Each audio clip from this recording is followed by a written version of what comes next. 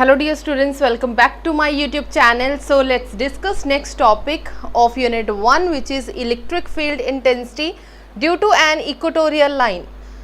सबसे पहले आप लोगों को बता दूं कि लेक्चर नंबर 5 के अंदर हम लोगों ने जो आर्टिकल किया था electric field intensity due to an axial line, जो एक्सियल लाइन है और equatorial line both are almost equal articles.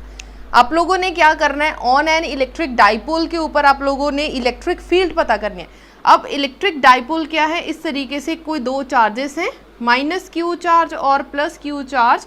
इन दोनों के बीच में जो भी लेंथ है that is 2L, standard length है, ठीक है 2L. अब इसका कोई ना कोई सेंटर होगा O से लेके पर्टिकुलर एक पॉइंट तक की जो डिस्टेंस है दैट इज L. सो इस पॉइंट का नाम रख दो A और इस पॉइंट का नाम रख दो B. याद रखना बेटा, आप लोगों ने जब भी टेस्ट दोगे, टेस्ट के अंदर आप लोग जो डायग्राम ड्रॉ करोगे वो पेंसिल के साथ ड्रॉ करनी है. सिमिलरली आज भी मैंने लास्ट लेक्चर के अंदर भी काफ़ी सारी चीज़ें बताई, लेकिन आप लोग ध्यान से नहीं सुनते. ध्यान से सुन लो कि आप लोगों ने जब भी कोई भी डायग्राम फिजिक्स के अंदर बनानी है वो किससे बनानी है, पेंसिल के साथ. पेंसिल और स्केल यूज़ करें ताकि जो भी आपकी डायग्राम होगी वो काफ़ी अट्रैक्टिव हो. सो चलिए, एक्सियल लाइन मतलब एक्स एक्सिस लाइन. यहाँ पे पॉइंट P कंसिडर किया था लास्ट लेक्चर के अंदर. यहाँ पे है equatorial line. Equatorial means normal और परपेंडिकुलर. नॉर्मल वर्ड भी लिखा आ सकता है और परपेंडिकुलर वर्ड लिखा आ सकता है. मोस्टली इक्वेटोरियल और नॉर्मल जो वर्ड है ज़्यादा लिखते हैं. परपेंडिकुलर बहुत रेयर चांसेस हैं कि कहीं आपको क्वेश्चन पेपर के अंदर परपेंडिकुलर वर्ड देखने को मिले. ठीक है जी. सो चलिए, सबसे पहले आप लोगों ने थ्योरी लिखनी है. थ्योरी के अंदर आप लोगों ने लिखना है कि आप लोग क्या क्या चीज़ें कंसिडर कर रहे हो. और बहुत से बच्चे सेम क्वेश्चन पूछते हैं कि मैम हमें लेट अस कंसिडर कितनी लाइंस में लिखना है या कितनी थ्योरी लिखनी है, क्या हाफ पेज सफिशिएंट है एक्सेट्रा. बेटा हाफ पेज बहुत ज़्यादा हो जाएगा. आप लोगों ने 2 या 3 लाइन के अंदर अंदर अपनी थ्योरी कंप्लीट करनी है, क्योंकि आपके पास पेपर के अंदर बैठकर एग्ज़ाम जब होंगे आपके, उसमें आपको लिमिटेड शीट्स मिलेंगी. लिमिटेड शीट्स मतलब आप लोगों को लिमिटेड चीज़ें लिखनी है. सो डायग्राम मोस्ट इम्पॉर्टेंट है. डायग्राम हम स्किप नहीं कर सकते. जो चीज़ें हम स्किप कर सकते हैं उसमें थोड़ा सा शॉर्ट यूज़ कर सकते हैं. सो लिखे कंसिडर एन इलेक्ट्रिक डाइपोल. सबसे पहले तो हमें इलेक्ट्रिक डाइपोल चाहिए.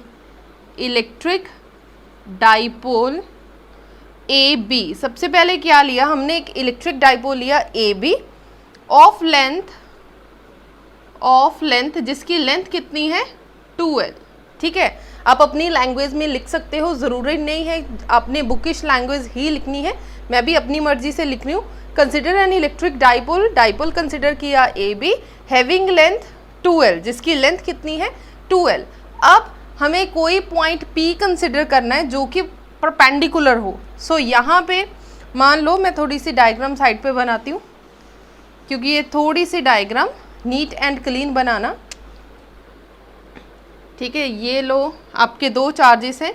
ये यहाँ पे रखो माइनस क्यू चार्ज और यहाँ पे रखो प्लस क्यू चार्ज. AB आपने क्या ली, लेंथ, और having length 2L. Let us consider P point. So यहाँ पे लिख लो, let us consider P point on equatorial point. On equatorial या फिर लिख लो on, let us consider P point on equatorial line. on equatorial line, आप equatorial line के ऊपर P पॉइंट कंसिडर करें. हैविंग डिस्टेंस, जिसकी डिस्टेंस कितनी होगी, एट अ डिस्टेंस, जिसकी कोई ना कोई डिस्टेंस आपको रखनी होगी, दैट इज R. सो मान लो R है, कहाँ से है, from the centre. From the centre. अब सेंटर कौन सा है आपका, O पॉइंट. सेंटर पॉइंट क्या है O से लेकर P तक की जो डिस्टेंस है वो कितनी है O. ठीक है, यहाँ तक आपकी डिस्टेंस कितनी है R. ठीक है, A से लेके O तक, O से लेके B तक, it should be equal distance. ठीक है, इक्वल डिस्टेंस होना चाहिए. सो मेरी इक्वल नहीं है थोड़ा सा, सो यहाँ पे बना लो इक्वल डिस्टेंस. हो गया, अब इक्वल है, ठीक है जी। सो ये बन गया आपका P पॉइंट, यहाँ पे बना दो, ये क्या है P पॉइंट। बस इतनी जो थ्योरी है वो सफिशिएंट है, ज़्यादा लिखने की ज़रूरत नहीं है कि A पॉइंट के ऊपर माइनस क्यू चार्ज पड़ा है, B पॉइंट के ऊपर प्लस क्यू चार्ज पड़ा है। इट्स योर विश, अगर आपने एक दो लाइंस ऐड करनी है आप लोग ऐड भी कर सकते हो, अदरवाइज इतनी थ्योरी सफिशिएंट है। अब इस पॉइंट P के ऊपर हमने क्या पता करनी है, इलेक्ट्रिक फील्ड इंटेंसिटी। सो इस पॉइंट P के ऊपर दो चार्जेस की वजह से इलेक्ट्रिक फील्ड होगी, एक माइनस क्यू की वजह से और दूसरा प्लस क्यू की वजह से। सो अलग अलग फाइंड आउट करेंगे, एक प्लस क्यू की वजह से और एक माइनस क्यू की वजह से।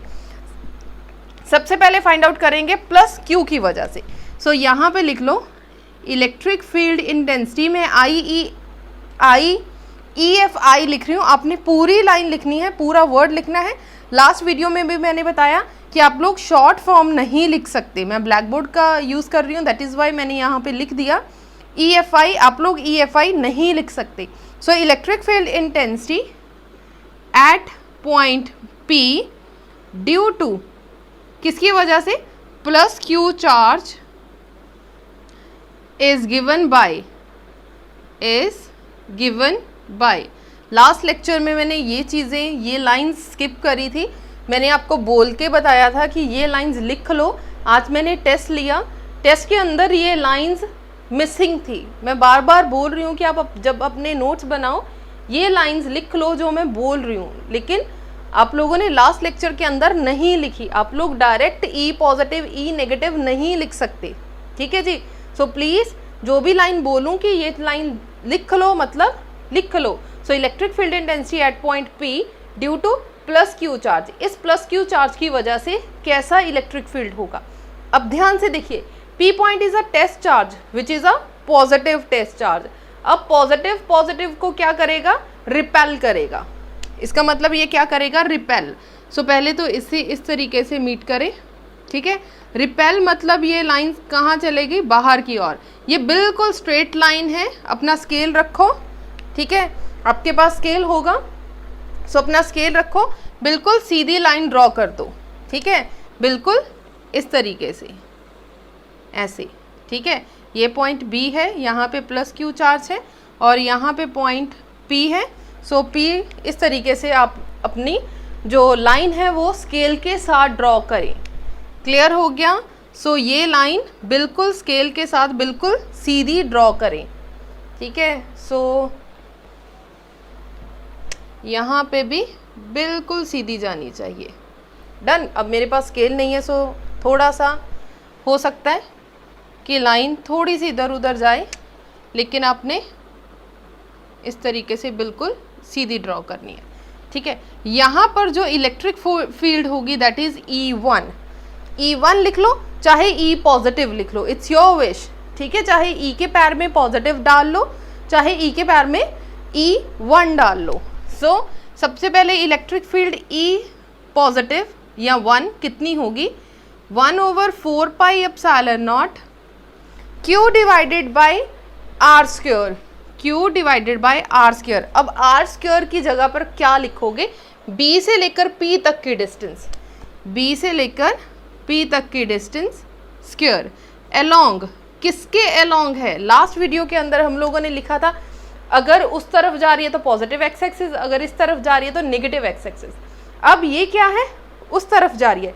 सो अलोंग P, यहाँ पे कोई ना कोई पॉइंट बना दो कि ये वाला जो पॉइंट है this point is D। So along PD, ठीक है जी, अलोंग PD। अब वैल्यूज पुट करेंगे, B से लेकर P तक की ये पर्टिकुलर डिस्टेंस कितनी है। अच्छा, ये छोटी सी डिस्टेंस कितनी है L, ये कितनी डिस्टेंस है R।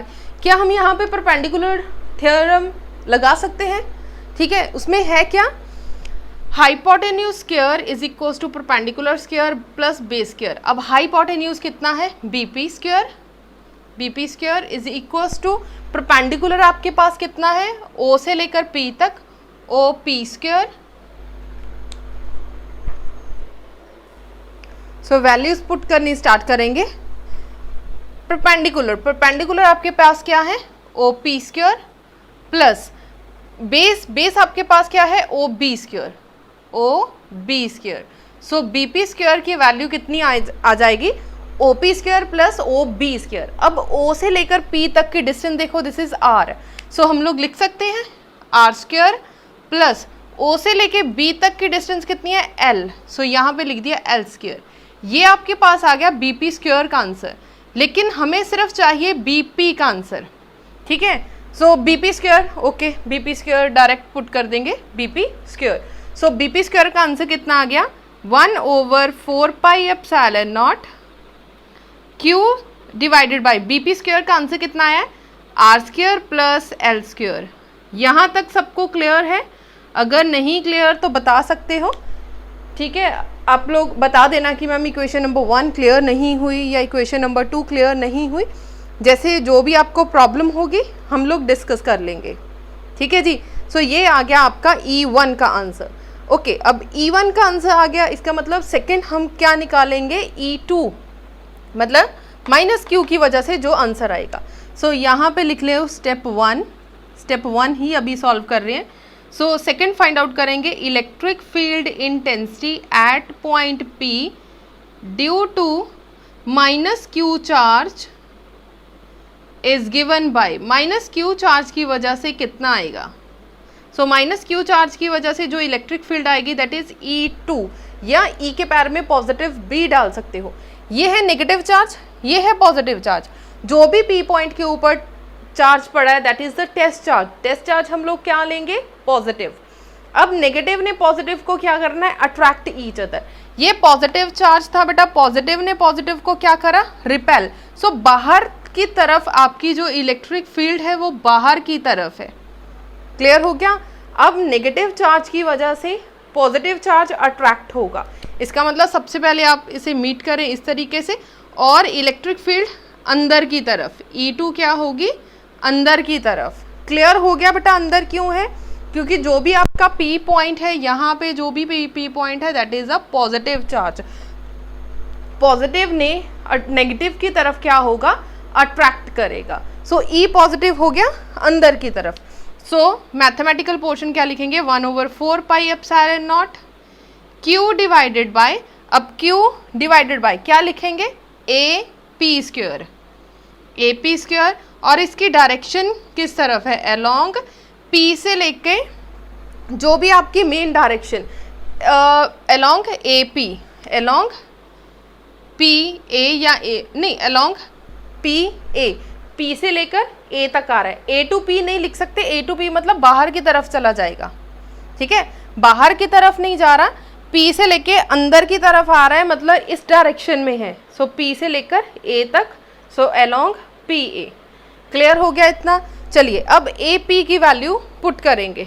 अब ए पी कैसे फाइंड आउट करना है, ये वाली जो साइड पे लिखी है बेटे चीज़ें, इसे आप लोग अपनी कॉपी के रफ में लिख सकते हो, लेकिन आप मेन आर्टिकल के अंदर ये चीज़ें मत लिखना। अब आ जाओ A P square. A P square किस तरीके से निकालेंगे, hypotenuse is equals to perpendicular P O square plus base A O square. Now what is P O, P O is R square plus A O कितना है, L square. So same answer आ गया 1/4 pi epsilon naught Q divided by R square plus L square. ठीक है, ये आ गई आपकी equation number 1 और ये आ गई आपकी इक्वेशन नंबर 2। क्लियर हो गया जी? आई होप एक्सप्लेनेशन बहुत क्लियरली समझ लग रही होगी। इस लेक्चर के अंदर मैं कोई भी थ्योरी स्किप नहीं कर रही, मतलब कि कुछ भी बोल के नहीं बता रही आपको, सारा कुछ लिख के समझा रही हूँ। सो इस तरीके से ही आपने अपने नोट्स बनाने हैं। डायग्राम बिल्कुल नीट एंड क्लीन होनी चाहिए, पेंसिल के साथ बनी होनी चाहिए, और थ्योरी जितना भी आप लिखो बहुत नीट एंड क्लीन इस तरीके से ही लिखो।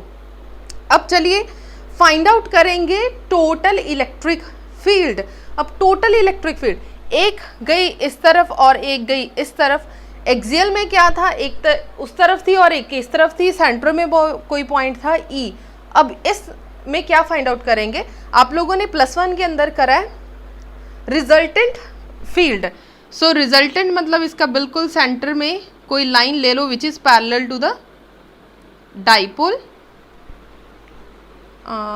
बिल्कुल स्केल लो और बिल्कुल स्ट्रेट लाइन लगा दो इस तरीके से, ठीक है। ये हो गई आपकी electric field E, total electric field E या फिर नेट इलेक्ट्रिक फील्ड E।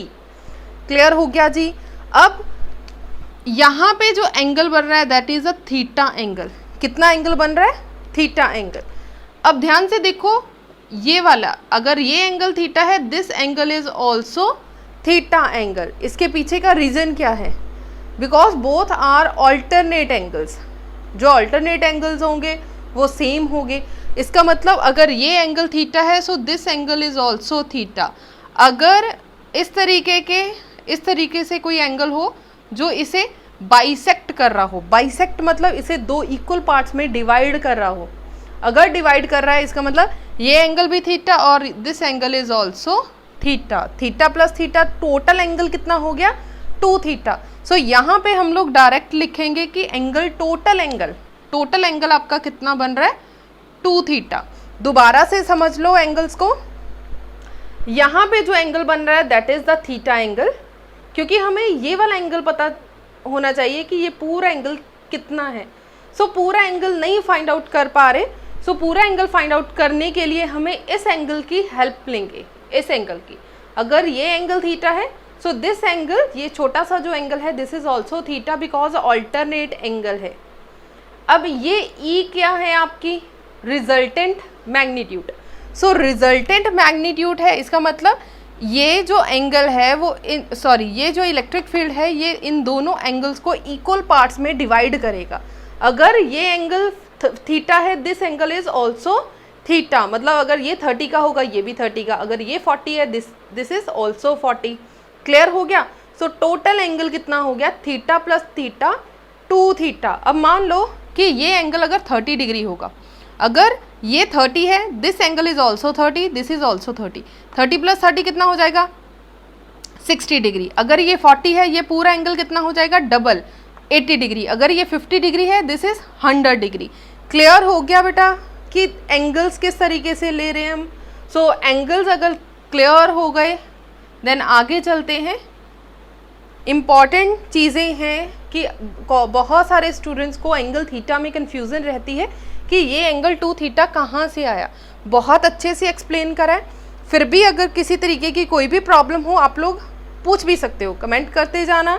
आप लोगों के हर कमेंट का मैं ट्राई करती हूँ कि आप लोगों के हर कमेंट का मैं आंसर करूँ। आपको अगर किसी तरीके की कोई भी प्रॉब्लम हो, आप लोगों की हर प्रॉब्लम सॉल्व की जाए।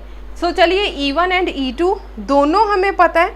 Now we have to find total electric field.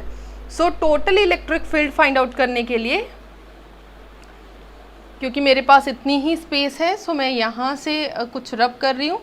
रब करने के बाद स्टेप सेकंड पे चलते हैं। ये हमारा स्टेप 1 था जिसमें हम लोगों ने E1 and E2 find out करा। Now we have to find total electric field. So लिखो E1 vector and E2 vector. यहाँ पे स्टेप 2 लिख लो। स्टेप 2 है ये हमारा। स्टेप 2 के अंदर लिखो E1 and E2 are inclined. Inclined मतलब एंगल बना रहे हैं। Inclined at an angle. कौन सा एंगल है भाई? कौन सा एंगल है? Angle of 2 theta. ये वाले एंगल की बात करेंगे, 2 theta. So using parallelogram law. Parallelogram law आप लोग +1 के अंदर पढ़ के आए हो।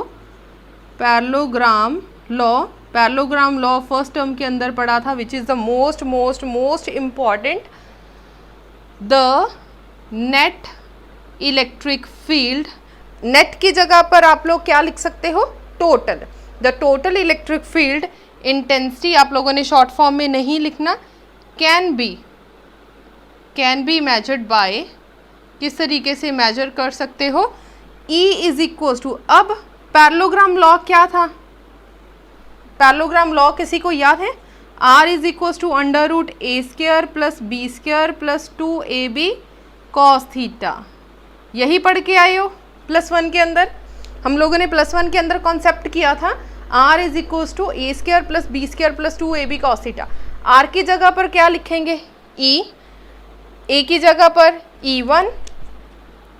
E1 स्क्वायर प्लस बी की जगह पर E2 square plus 2E1 E2 cos, अब कौन सा एंगल है 2 theta, so that is why 2 theta. ठीक है, कॉस थीटा की जगह पर हम लोगों ने क्या लिखा है cos 2 theta. Why? Because angle ही यहाँ पे 2 थीटा है। सो जो एंगल हमारी डायग्राम के अंदर है सेम एंगल हमारी मैथमेटिकल पोर्शन के अंदर होना चाहिए। डन, यहाँ तक बेटा कोई प्रॉब्लम तो नहीं है। चलिए अब नेक्स्ट चलते हैं, पुट करेंगे वैल्यूज़ को, मतलब ई की जगह पर लिख दो ई, और E1 की वैल्यू कितनी है, ये रही 1/4 pi epsilon naught Q divided by R square plus L square. ठीक है, सो वैल्यूज़ मैं लिखने लगी हूँ, आप भी लिख लो कि चलो वैल्यूज़ बाद में लिखते हैं, पहले इन सब टर्म्स को थोड़ा सा सिंप्लीफाई कर लेंगे। अगर डायरेक्ट वैल्यूज़ लिखोगे कैलकुलेशन लिखने में बहुत बड़ी बड़ी चले जाएगी, वैसे कोई प्रॉब्लम नहीं है। सो पहले इसे ही सिंप्लीफाई करेंगे। अब क्या है, E1 and E2 are inclined at angle of 2 theta.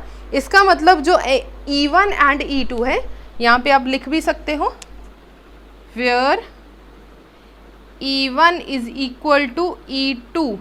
Electric field जो E1 है that is equal to E2। क्यों? Because both are equal charges. अगर इक्वल चार्जेस है देन क्या होगा, अगर इक्वल चार्जेस हैं इसकी इलेक्ट्रिक फील्ड भी क्या होगी, इक्वल होगी। अगर इलेक्ट्रिक फील्ड इक्वल है देन हम लोग पुट कर सकते हैं E1 की जगह पर E1, E2 की जगह पर लिख सकते हैं E1 plus 2E1 cos 2 theta. दोबारा से समझ लो, because both are equal charges it means there are an equal electric field. अगर इलेक्ट्रिक फील्ड इक्वल है हम लोगों ने लिख दिया where E1 equal to E2।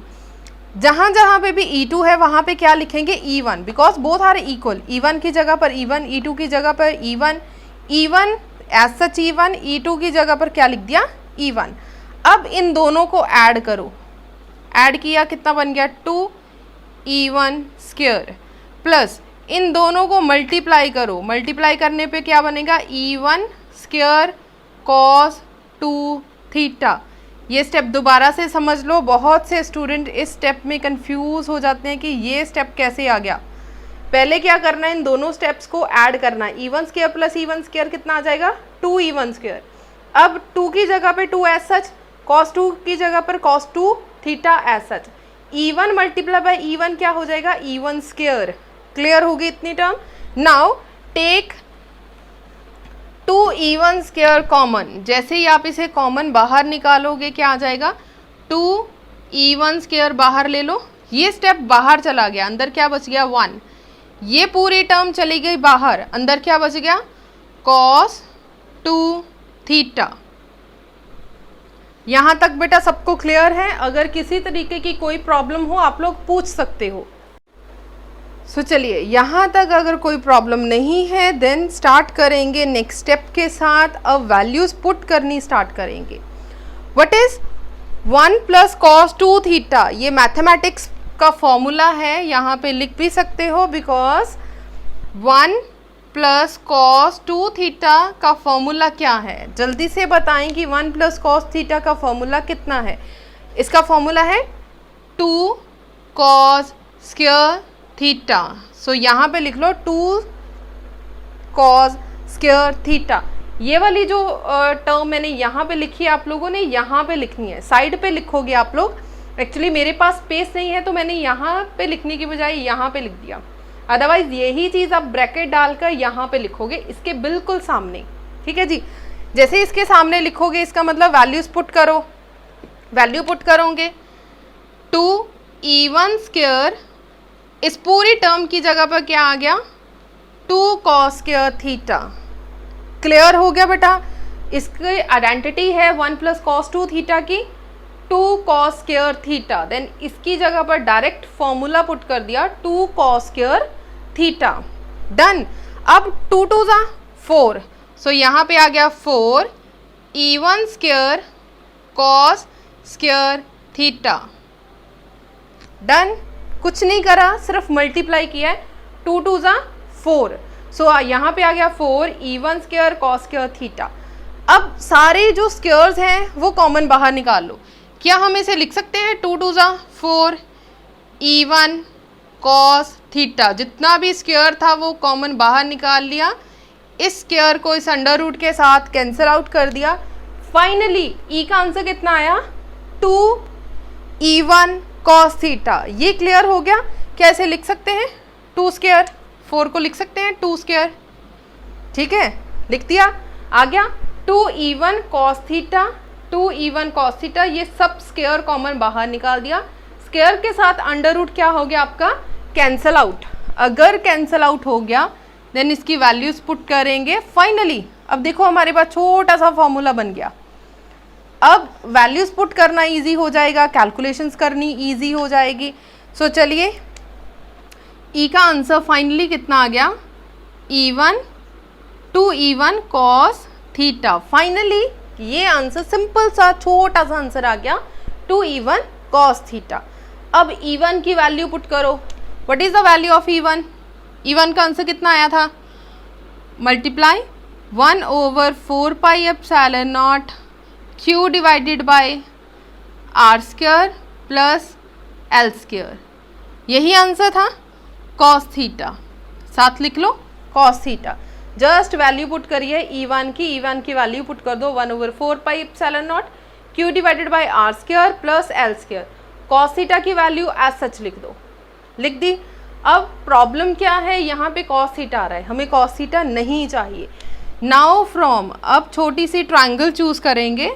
Now from triangle OPB, OPB ले लो चाहे OPA ले लो, चाहे A ले लो, इट्स योर विश। आप कोई भी जो ट्रायंगल है वो चूज कर सकते हो।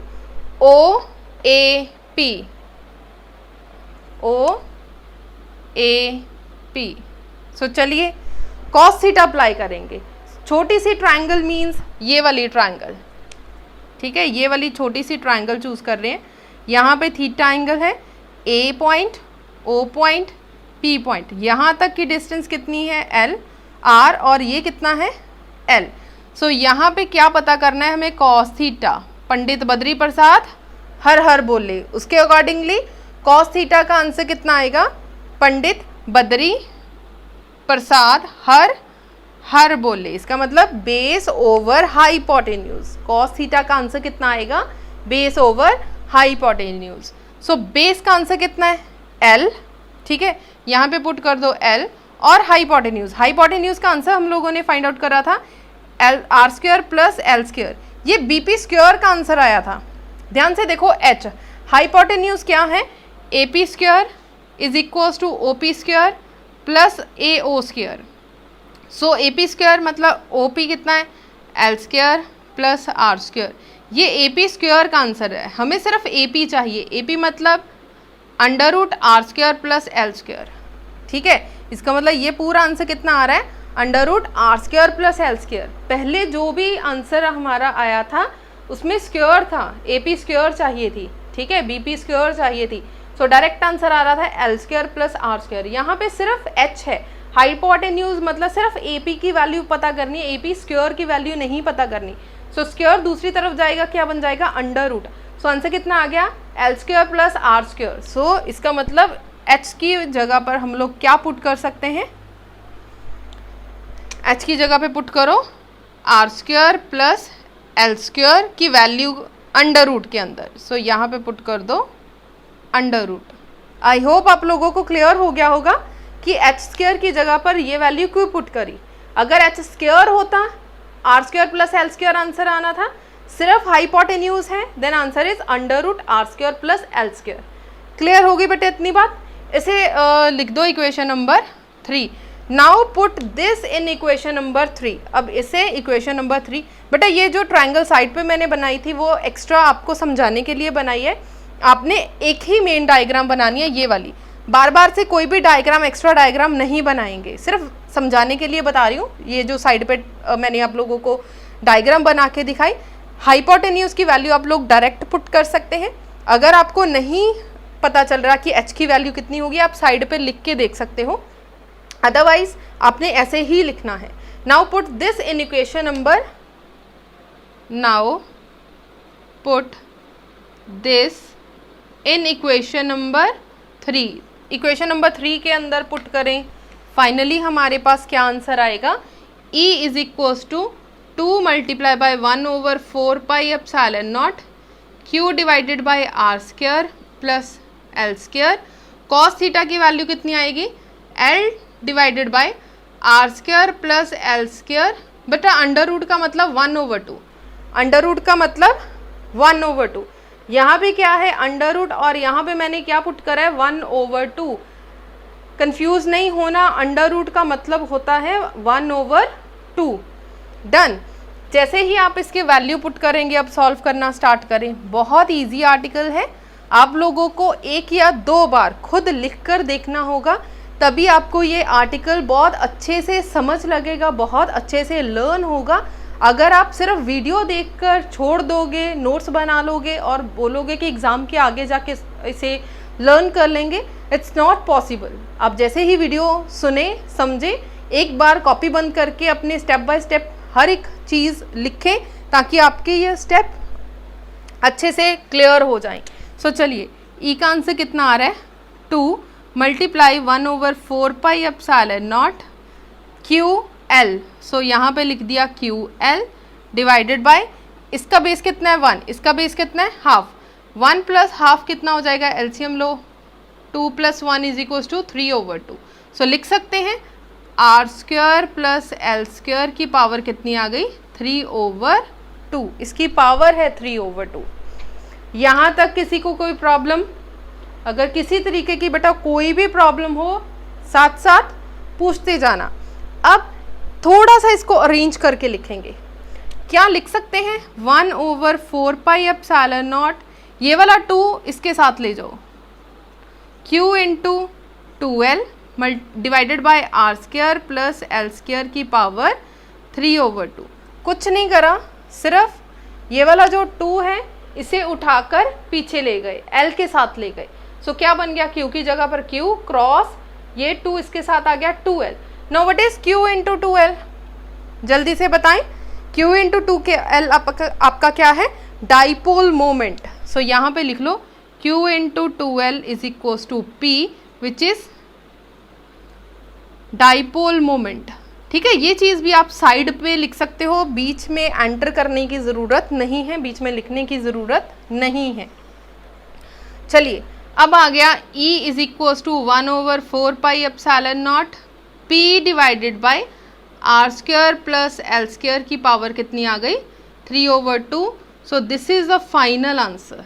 बहुत ज़्यादा इजी आर्टिकल है, बहुत ज़्यादा इजी आर्टिकल है, और एग्ज़ाम के अंदर यही क्वेश्चन कम से कम 80-90% मान के चलो कि 80 से 90% चांसेस है कि ये 3 मार्क्स में या फिर 5 मार्क्स में ये क्वेश्चन आपसे पूछा जा सकता है। ठीक है जी। अब अगर इसे वेक्टर फॉर्म में लिखना हो, इन वेक्टर फॉर्म, अगर वेक्टर फॉर्म में पूछा गया तो लिख दो, अगर नहीं पूछा गया आप स्किप कर सकते हो। So E vector is equals to 1/4 pi epsilon naught P vector divided by R square plus L square की पावर 3/2। यहाँ पे आ जाएगा माइनस का sign. This minus sign shows that the direction of electric field is opposite to the direction of dipole moment. यहाँ पे line लिख लो, the direction of, ओहो बेटा लाइन लिखनी बहुत ज़रूरी है, अगर आप लाइन नहीं लिख कर आओगे आपका हाफ मार्क्स कट जाएगा। The direction of electric field E vector is opposite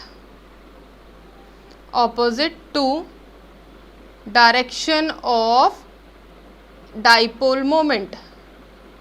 dipole moment, थोड़ा सा मार्कर लाइट चल रहा है, सो आई होप आप लोगों को अच्छे से दिख रहा होगा। Of electric dipole, of electric dipole, the direction of electric field, electric field आपने पूरा लिखना है। Electric field E vector is opposite to the direction of dipole moment of electric dipole. Clear हो गया जी। अदरवाइज यहाँ तक अगर आपको वेक्टर फॉर्म पूछा गया तो लिखो, अगर नहीं पूछा गया छोड़ दो। अगर आपको 3 मार्क्स का क्वेश्चन आए, यही क्वेश्चन 3 मार्क्स के अंदर आए, देन यहाँ तक लिख कर आओ 3 मार्क्स के लिए। 3 मार्क्स अगर आपको फुल फ्लेश चाहिए, यहाँ तक लिख के आओ, आपको 3 मार्क्स पूरे मिलेंगे।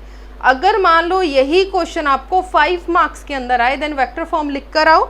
इसके बाद स्पेशल केस करना है, चाहे स्पेशल केस पूछा गया हो चाहे ना पूछा गया हो, आपने स्पेशल केस लिखकर ही आना है 5 मार्क्स के अंदर। पूछना नहीं है टीचर से कि लिखना है कि नहीं लिखना, 100% लिखना ही है। फॉर लिखो, फॉर एन आइडियल डाइपोल, अगर आइडियल डाइपोल लोगे देन जो L की वैल्यू होगी वो बहुत ज़्यादा कम होगी as comparative to R। For example जो आपका डाइपोल होगा वो क्या होगा, is very small, is very small. This is most important special case. But exam के अंदर ये जो टॉपिक है, ये जो क्वेश्चन है, ये 1 मार्क्स का अलग से पूछते हैं पंजाब बोर्ड के अंदर कि when dipole is a very small then what will happen.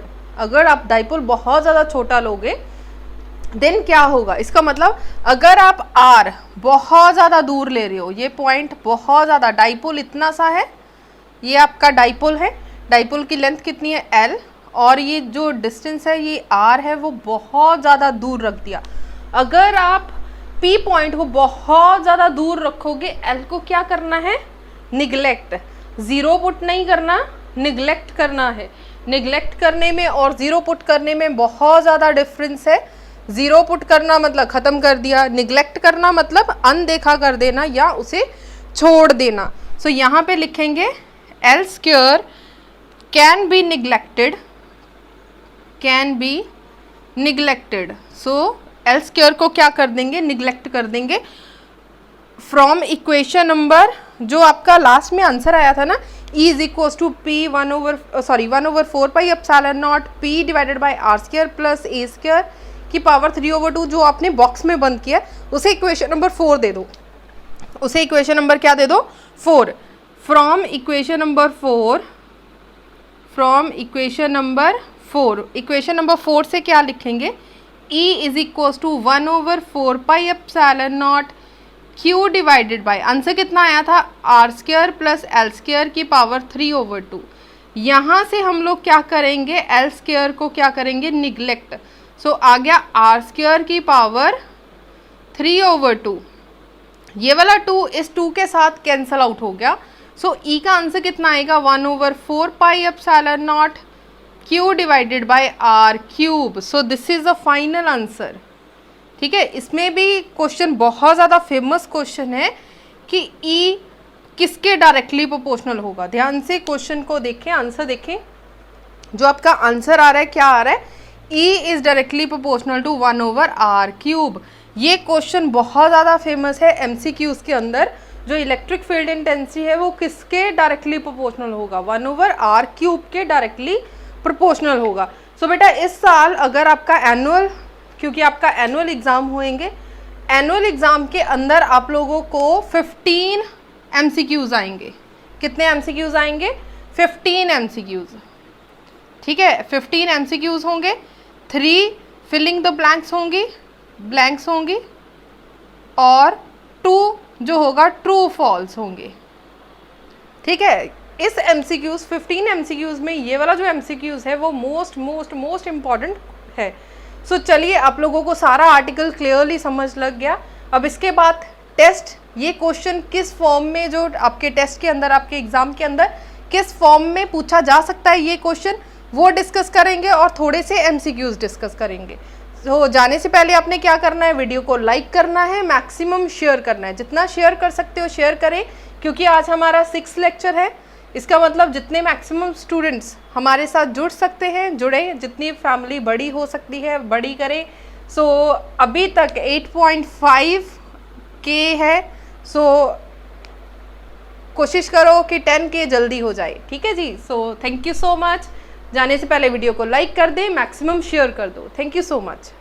तो बेटा फर्स्ट क्वेश्चन है जो 4 या 5 मार्क्स का क्वेश्चन आपके एग्जाम में पूछा जा सकता है। Define electric field intensity and find an expression for it at a point on equatorial line of an electric dipole. So जितना भी आर्टिकल इस वीडियो में हम लोगों ने एक्सप्लेन किया है वो सारा आर्टिकल आप लोगों को 4 मार्क्स के अंदर लिखना होगा। अगर 3 मार्क्स का क्वेश्चन आए देन स्पेशल के स्किप कर सकते हो। अगर 4 मार्क्स का क्वेश्चन आए देन 4-5 मार्क्स का क्वेश्चन आए आप लोगों को सारे का सारा आर्टिकल लिखना होगा। ठीक है। सो नेक्स्ट क्वेश्चन है SI unit of electric dipole moment is. Electric dipole moment की जो यूनिट है SI यूनिट है वो क्या है। याद रखना बच्चे, चाहे एक्सियल लाइन आए चाहे इक्वेटोरियल लाइन आए, अगर 4 या 5 मार्क्स का क्वेश्चन आएगा हो सकता है आप लोगों को इलेक्ट्रिक डाइपोल और इलेक्ट्रिक डाइपोल मोमेंट का जो क्वेश्चन है वो 7 पूछा जाए। 5 मार्क्स के साथ आपको डेफिनेटली 7 पूछा जाएगा। इसलिए मैंने टेस्ट के अंदर SI यूनिट भी पूछा है कि इलेक्ट्रिक डाइपोल मोमेंट का आंसर कितना होगा, that is coulomb metre. So option number 3 is a right answer, coulomb metre. ठीक है। नेक्स्ट क्वेश्चन देखते हैं। What will be the ratio of the electric field due to the dipole on an axial and equatorial line? This is the most important question.